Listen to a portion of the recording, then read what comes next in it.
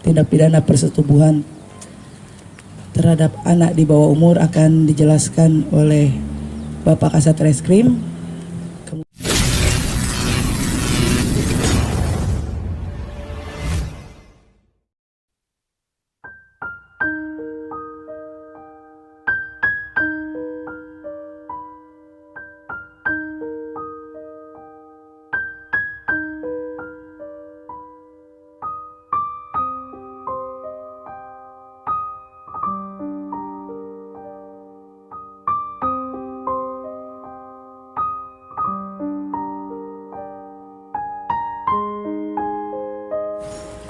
Baik, selanjutnya akan kami bacakan terkait dengan kasus tindak pidana persetubuhan terhadap anak di bawah umur yang terjadi di Kecamatan Monterado. Dasar laporan polisi yaitu LP nomor LPB 27 Romawi 2023 SPKT Polres Bengkayang tanggal 27 Juli 2023. Tempat kejadian perkara yaitu bertempat di kamar yang ada di dalam rumah korban yang beralamat di Dusun Sibaju, RT 001, RW 002, Desa Rantau, Kecamatan Monterado, Kabupaten Bengkayang. Untuk modus operandi yaitu pelaku awalnya masuk ke dalam kamar anak korban yang mana pada saat itu anak korban sedang tertidur. Setelah itu pelaku membangunkan anak korban dan setelah anak korban terbangun, pelaku mengancam anak korban dengan mengatakan, "Usah ribut, kalau ribut nanti bapak." Setelah itu pelaku langsung membuka celana yang digunakan anak korban dan pelaku membuka celana yang digunakannya. Setelah itu pelaku menaiki badan anak korban dan langsung memasukkan alat vitalnya di dalam lubang anak korban sehingga korban mengatakan sakit. Namun pelaku hanya diam saja.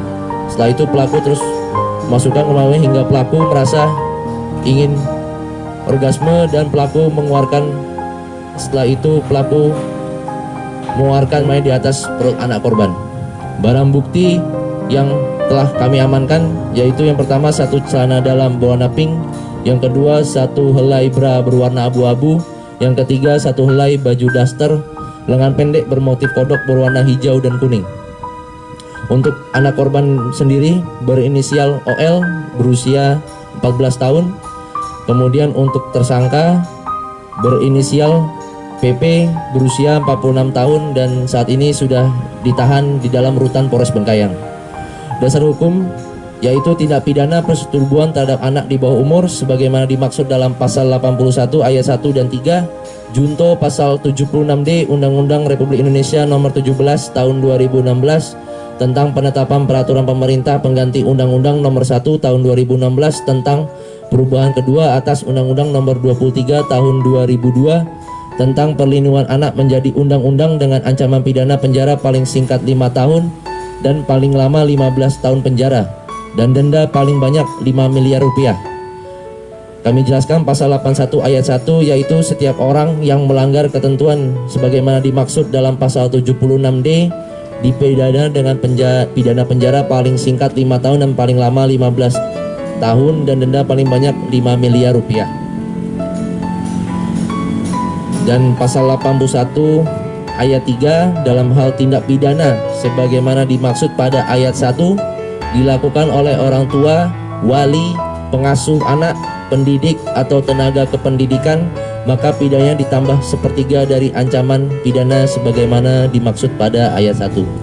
Demikian yang bisa kami sampaikan pada preskon hari ini. Terus yang ketiga Bu, jadi untuk menyikapi ya maraknya tindak pidana persetubuhan di bawah umur di Bengkayang ini kan kalau kita perhatikan dalam 1 tahun itu antara 5 sampai 10 kasus minimal seperti itu.